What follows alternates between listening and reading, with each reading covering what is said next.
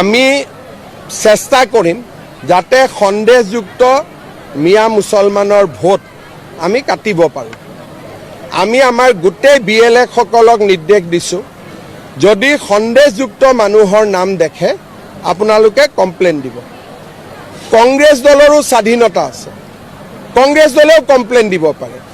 আৰু কাবাৰ নাম যদি উঠা নাই, কংগ্ৰেছ দলে নাম উঠাবৰ কাৰণেও আবেদন কৰিব পাৰে। বিজেপিৰ যি স্বাধীনতা আছে, একে স্বাধীনতা কংগ্ৰেছৰো আছে, ৰাইজৰ দলৰো আছে আৰু CPM CPIৰো আছে। গতিকে সংবাদ মাধ্যমৰ জৰিয়তে কথাটো নকৰি 6 নম্বৰ 7 নম্বৰ 8 নম্বৰ প্ৰপত্ৰ ব্যৱহাৰ কৰিব লাগে।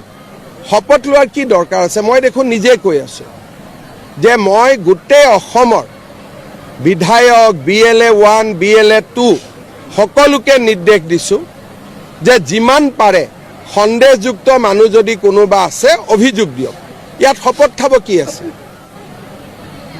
এইটোতো আমাৰ সংবিধান প্ৰদত্ত এটা অধিকাৰ আৰু এই অধিকাৰটো অকল বিজেপিৰ নাই, কংগ্ৰেছৰো আছে। গতিকে অখিল গগৈ, গৌৰৱ গগৈয়ে প্ৰেছ কনফাৰেন্স কৰাতকৈ যেনেকে বিজেপিৰ সদস্যসকলে গ্ৰাউণ্ডত কাম কৰি আছে, তেনেকে তেওঁলোকেও গ্ৰাউণ্ডত কাম কৰক, আমিতো বাধা দিয়া নাই। ৰাইজে কংগ্ৰেছক ৭৫ বছৰে দেখাৰ পিছতো এতিয়াও যে ৰাইজে তেওঁলোকক চিৰিয়াছলি লয়, আপোনালোকে প্ৰশ্ন সোধে, মই তাতে আচৰিত হওঁ। গোটেই মহিলাখিনিয়ে কি ক'লে? কংগ্ৰেছৰ দিনত একো পোৱা নাছিল, আপোনালোকৰ সন্মুখত এইটো ক'লে। গতিকে কংগ্ৰেছৰ প্ৰাসংগিকতাটো ক'ত আছে অসমত? অবৈধ বাংলাদেশীৰ ভোটক বাদ দিলে কোনজন খিলঞ্জীয়া মানুহে কংগ্ৰেছক ভোট দিয়ে?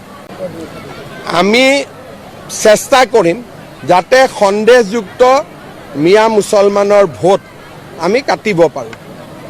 আমি আমাৰ গোটেই BLA সকলক নিৰ্দেশ দিছোঁ, যদি সন্দেহযুক্ত মানুহৰ নাম দেখে আপোনালোকে কমপ্লেইন দিব। কংগ্ৰেছ দলৰো স্বাধীনতা আছে, কংগ্ৰেছ দলেও কমপ্লেইন দিব পাৰে। আৰু কাবাৰ নাম যদি উঠা নাই, কংগ্ৰেছ দলে নাম উঠাবৰ কাৰণেও আবেদন কৰিব পাৰে। বিজেপিৰ যি স্বাধীনতা আছে, একে স্বাধীনতা কংগ্ৰেছৰো আছে, ৰাইজৰ দলৰো আছে আৰু CPM CPIৰো আছে।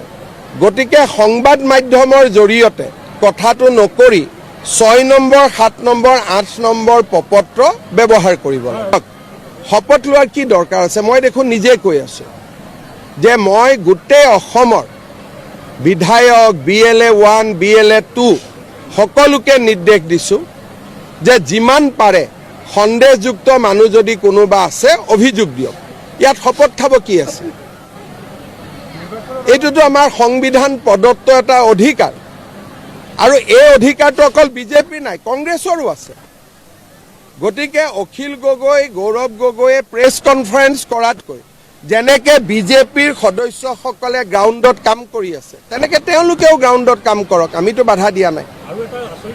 ৰাইজে কংগ্ৰেছক ৭৫ বছৰে দেখাৰ পিছতো এতিয়াও যে ৰাইজে তেওঁলোকক চিৰিয়াছলি লয়, আপোনালোকে প্ৰশ্ন সোধে, মই তাতে আচৰিত হওঁ। গোটেই মহিলাখিনিয়ে কি ক'লে? কংগ্ৰেছৰ দিনত একো পোৱা নাছিল, আপোনালোকৰ সন্মুখত এইটো ক'লে। গতিকে কংগ্ৰেছৰ প্ৰাসংগিকতাটো ক'ত আছে অসমত? অবৈধ বাংলাদেশীৰ ভোটক বাদ দিলে কোনজন খিলঞ্জীয়া মানুহে কংগ্ৰেছক ভোট দিয়ে?